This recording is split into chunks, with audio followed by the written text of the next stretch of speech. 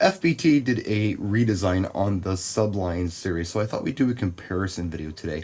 What you're looking at on the left is the Subline 12SA, and on the right you have the brand new Subline 112SA. You can see they've gone from a bandpass box to a bass reflex, so it's front loaded now.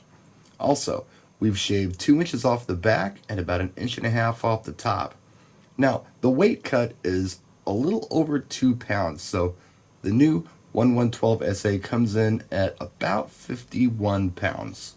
Now, with all of that, they've also managed to increase the amplifier power.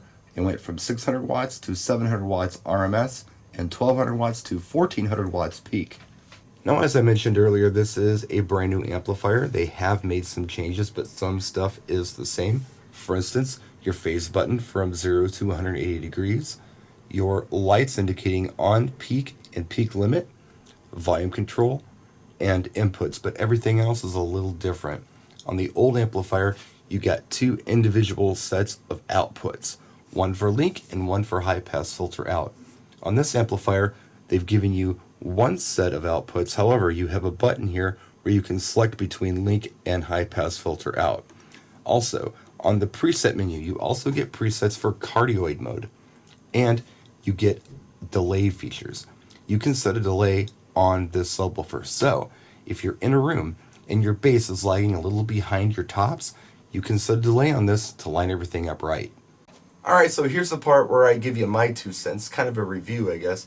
Now, I like a 12-inch subwoofer for things like wedding receptions, 150, 200, even 250 people, and here's why. When you're working with a banquet room, you've got a dance floor, and then you have other areas of the room which are typically conversation areas.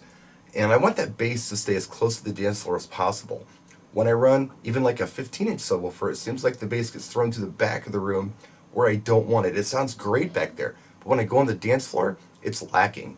With a 12-inch sub, it seems to keep that bass closer to where I want it, which is on the dance floor. So this is going to be a great sub for those of you who want some low and fill on the dance floor. Now, when I first plugged it in, I was behind it. I turned it on, turned it up, and I thought, well, yeah, it sounds okay. But then I walked around to the front, and this thing delivers. This is a more directional sub than the old 12SA was. It's pushing that sound out. I was 6 feet away and felt it. I was 10 feet away, I felt it. I was 12 feet away and I felt it. And that's what I want from a 12-inch sub for wedding receptions. It's got some punch. I like it. And although it's only 2 pounds lighter than the old one, and I don't know, I think, what did I say, a 1/2 inch by 2 inches smaller, it carries a lot easier.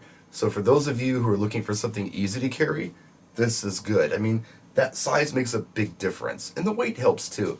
So anyway, quick review for you, as well as a side-by-side comparison. I hope it helps somebody.